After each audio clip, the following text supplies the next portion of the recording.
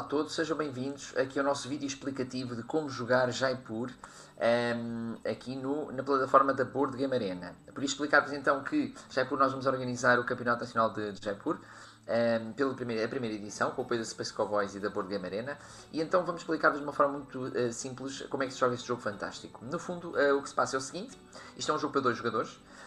Nós temos aqui deste lado, vocês veem em baixo o meu jogo. No início do jogo nós temos 5 cartas.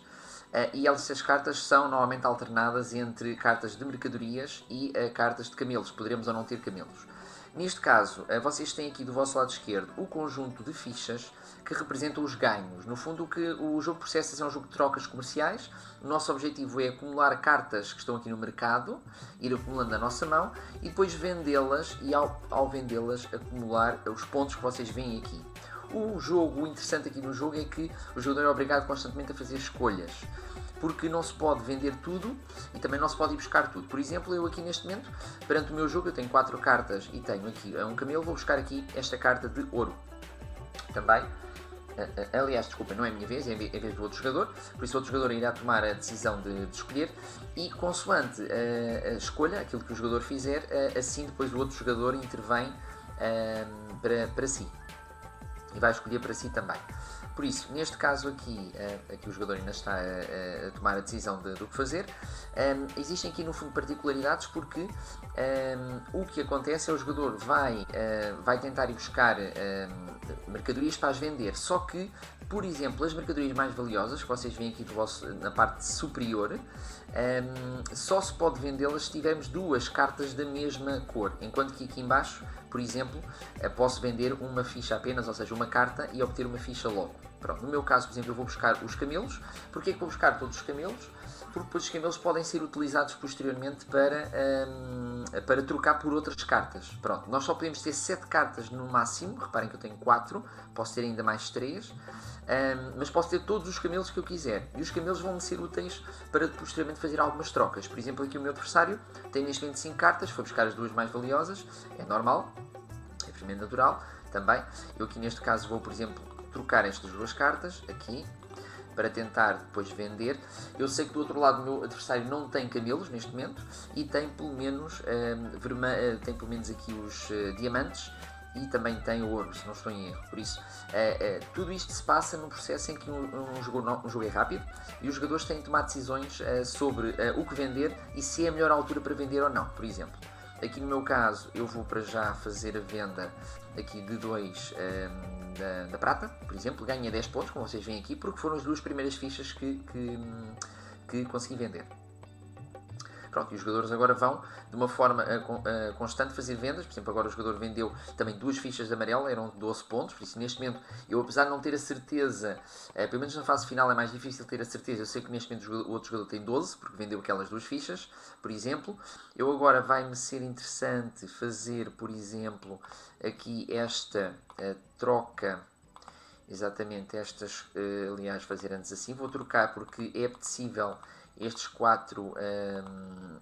4 fichas aqui de especiarias, por isso, porque me dá, esqueci-me de dizer isso, vem aqui no meio, mais 4 elementos, que são os bónus que os jogadores podem ganhar. Aqui esta ficha de camelo é ganha no fim, quem conseguir ter mais camelos no fim do jogo vai ganhar esta ficha.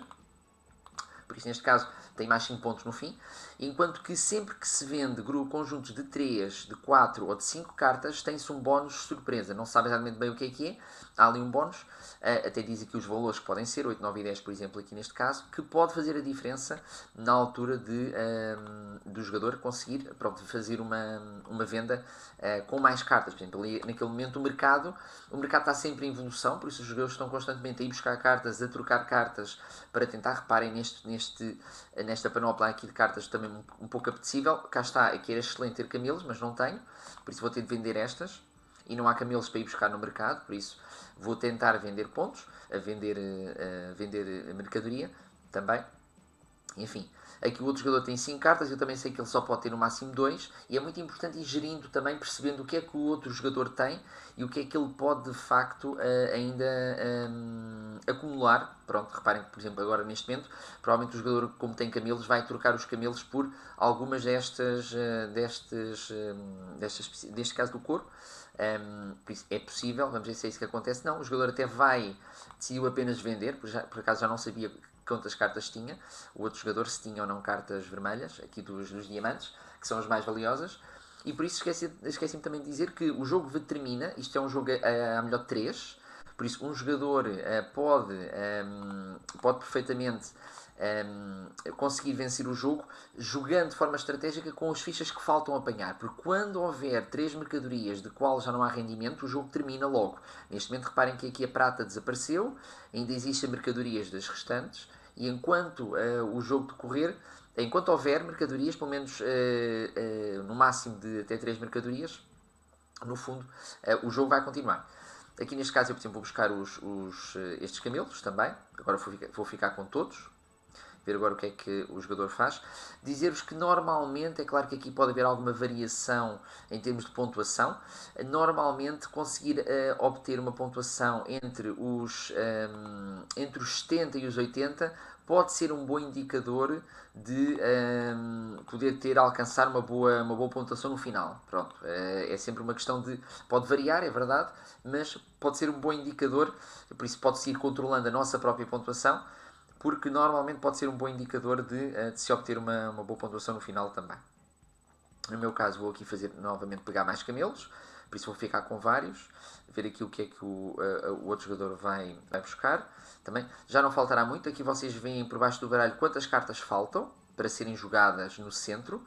Sempre que se vai buscar camelos, perceberam, o mercado é rejuvenescido, digamos assim, e é preciso no fundo os jogadores terem atenção, porque há momentos em que se for buscar os camelos, podemos abrir demasiado o mercado para os nossos adversários, e por isso é preciso ter alguma cautela e gerir muito bem o que está no mercado, o que é que o outro jogador adversário poderá ter na mão, e quantos camelos será que ele tem. Aqui neste caso nós só sabemos os nossos, não sabemos quantos camelos é que o nosso adversário terá.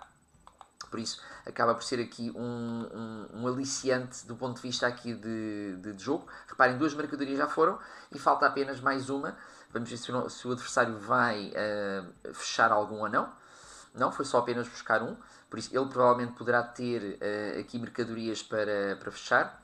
Eu vou, por exemplo, só apenas aqui buscar estas duas para forçar um bocadinho o fim do jogo, porque mais uma e fica fechado, mas talvez o meu adversário feche alguma das pontuações. Vamos ver o que é que ele fará.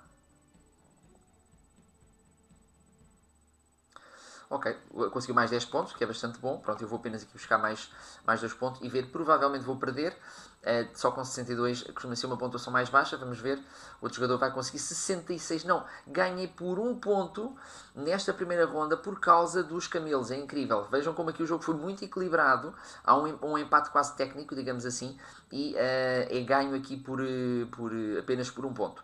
Pronto, e no fundo é isto. O jogo depois vai prosseguir, ou seja, foi a primeira ronda, existe depois uma segunda. E no fundo o jogo é a melhor de 3. É um jogo extremamente simples de jogar também, por isso inscrevam-se, façam o registro no Board Game Arena, é gratuito a inscrição no campeonato também, e preparem-se então para um campeonato muito competitivo durante o mês de março. Fiquem connosco.